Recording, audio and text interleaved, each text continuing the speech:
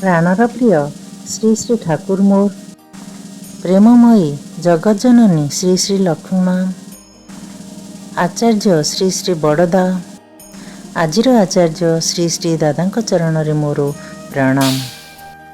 ठाकुर परिवार समस्त चरण रे मोर प्रणाम। मोर एही नारीनीति शुणुथिबा समस्त गुरु भाई माँ मानकु मोर अंतरर जय गुरु। ठाकुरଙ୍କ कृपारू समस्ते भलरे थिबे बोली मोर आशा।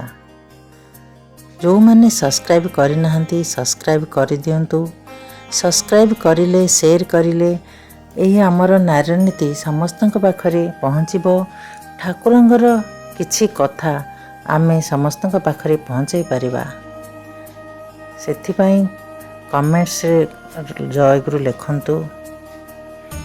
एबे आमे श्री श्री ठाकुरଙ୍କ श्रीमुख निःसृत नारीर नीतिर 119 बाणी शुणिबा। ता आगरू ठाकुरଙ୍କର पदिए कथा मु आपण मानकु सुनाइबी। राहु दृष्टि खंडन।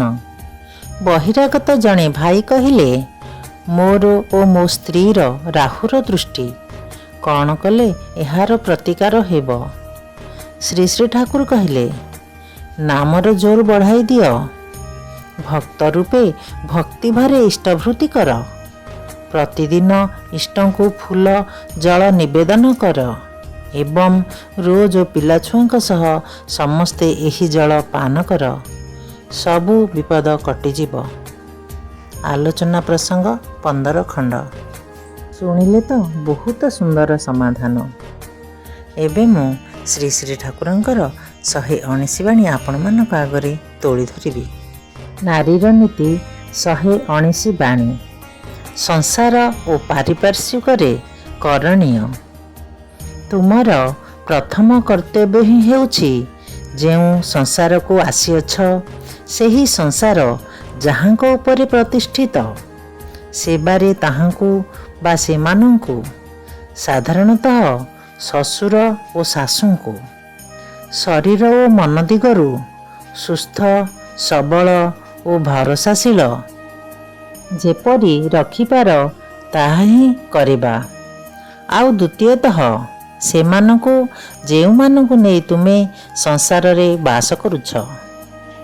तृतीयतः अवश्य करणीय जे पारिपार्श्विक भितरे तुमर संसार बसवास करुछि जेते दूर संभव यह उल्लंघन कर नाही। यशस्विनी हेब सुखी हेब। बाणी संख्या 119 पुणी थरे। संसार ओ पारिपार्श्विक करणीय।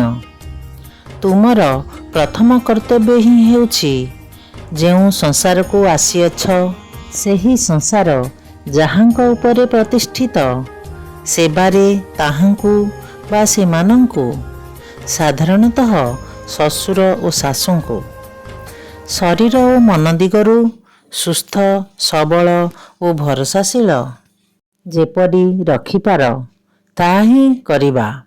आउ द्वितीयतः सेमानंकु जेउमानंकु नेई तुमे संसार रे बास करुछ। तृतीयतः अवश्य करणीय जे पारिपार्श्विक भितरे तुमर संसार बसवास करुछि जेते दूर संभव यह उल्लंघन कर नाही। यशस्विनी हेब सुखी हेब। बाणी संख्या 119। जय गुरु।